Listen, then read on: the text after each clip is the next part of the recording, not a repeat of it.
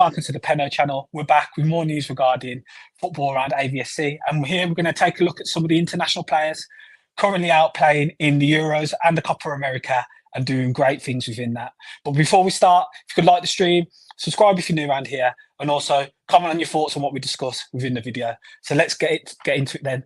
Let's start with Emi Martinez and the tournament he's currently having at the Copa America for Argentina. He recently played in the quarterfinals against Ecuador. Big game. Obviously, Emi was instrumental in Argentina winning their first Copa America in recent times, and then absolutely instrumental in Argentina winning the World Cup recently. So they're trying to go back to back to back. They're trying to do a back-to-back Copa America and win 3 international trophies in a row. They managed to get through the group stages. They got into the quarters, and they came up against a good Ecuadorian side. You know, they have some big-name players. And Moises Caicedo's in there, Hincapi's in there. You got Kendry Paez, who's highly rated, who Chelsea have signed. So they have decent players, and it was a much anticipated game.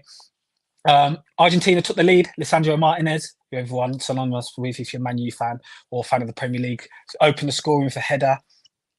And then it looked like Ecuador then started to gain control in the second half. They were really putting the pressure on Argentina. Emi Martinez made a huge save early on with his legs. It was a great save. The ball was hit across him in the box and he stuck a leg out and made a great save from it. But Ecuador kept on applying the pressure. And within the Copa America, the big thing is there's no extra time. That in the knockout games, if it goes past the 90 and it's level, it goes straight to penalties. While Ecuador managed to grab themselves a late equaliser.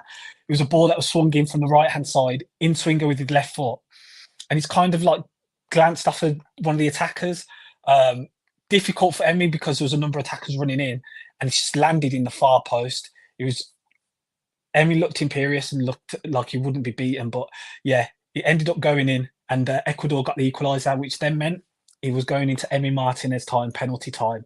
And, you know, that's where he shines. And he did shine again. There's a stat now that Emi Martinez, out of 24 penalties saved in penalty shootouts, he's faced 24. 12 of them have not gone into the back of the net. 3 have been missed and 9 have been saved. That means against Emi Martinez, it's literally a 50-50 chance in a penalty shootout if you're going to score. Insane numbers, and he stepped up once again within this game. I mean, Lionel Messi stepped up. Argentina won the toss and elected to go first.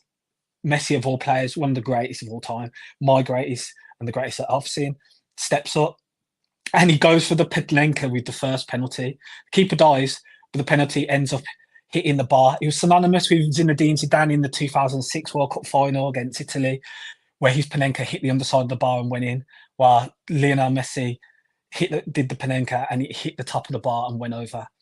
But who can you rely on? It's that man. It's Emi Martinez. Villa fans saw it against Lille in the Conference League last season. We saw it in the World Cup for Argentina. We saw it in the last Copa America. The game against Colombia stands out where he's started to give him the chat to Yerry Mina and other players. And he did it once again.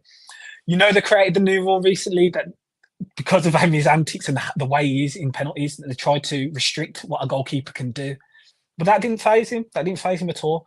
I think it was Mina from Ecuador stepped up first with the first penalty, and it's a quality save from Minda. He's tried to pull it to Emi's right, to the left, if you're looking face on at the goal. And it's gone quite high, relatively high, so Emi's dived, but he stuck up a hand in the air and he somehow plucked it out from going in. It's a great save. That was the first one he saved. Argentina went on to score their next. And then Emi just made another great save again, this time to his right, stuck a left hand to it and tipped it. And that was it then. Argentina went on to score the remainder of their penalties and are now through to face Canada in the semi-finals of the Copa America. Emi Martinez is that guy. He is carrying Messi to his international trophies. Messi has had great performances in the World Cups and the Copas, but Emi Martinez is the guy next to him. He's Argentina's most important player alongside Messi in these tournaments now. And the career trajectory he's had since he's come to Villa after leaving Arsenal and winning the FA Cup, and now for Argentina, he's just immense. And he's the greatest goalkeeper at penalty shootouts. He's the greatest because that record is a joke. But yeah, we'll see how he gets on. If Argentina go to more penalty shootouts, playing against Canada or into the final with whoever they face out of Colombia and Uruguay, it's going to be interesting because if it goes to pens, players have that fear, and he usually makes a save or they end up missing. And not to mention, Ecuador missed a penalty in normal time as well. Enner Valencia, he hit the post. If you're a fan of Premier League, Enner Valencia, you'll remember from West Ham. He had time at West Ham. Ecuador, one of Ecuador's best strikers that they've had. He hit the post with a penalty, and that's just because the aura that Emi has, and it does dawn on strikers. Even though he died the wrong way, he ended up missing. But yeah, Emi Martinez, I can see him sending Argentina through to another Copa final and potentially winning another Copa America for his country, and that would be 3 international trophies in a row, not even including the finals mom, which they beat Italy in, which they won as well. Mad achievements. So moving on, we'll go back to the Euros and England. And England recently played Switzerland in the quarterfinals of the Euros 2024. And England went through. England went through on penalties again, scored all 5 penalties, drew 1-1 within normal time. And as we know, as Villa fans who are watching, and fans of other clubs or other nations who watch this video, Villa have 2 players within the England squad. Ollie Watkins, who was on the bench for the game, was fortunate to get minutes. I don't know how that hasn't taken place yet due to Harry Kane's form.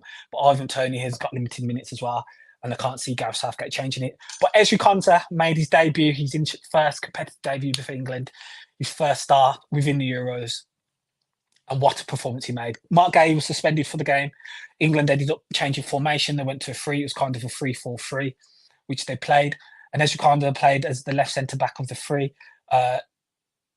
The formation kind of moved at times. It went to a back 4, and Kyle Walker would go to the right back. Kieran Trippier would drop into the left and allowed Bukayo Saka to go further forward on that right-hand side. But mainly, Konsa was playing as a 3, and he was imperious. He stood up and was counted for. He had a fantastic performance and was one of England's best players within that game, along with Bukayo Saka, and I thought Kobe Mino had a good game. But yeah, Konsa, he had the challenge and task of Breland Boomer and Bolo to defend a strong striker who likes to play off the back of defenders and likes to play next to him and tussle and win duels against the defenders. And Konsa stood up to him with very, very well. Blocked a number of shots.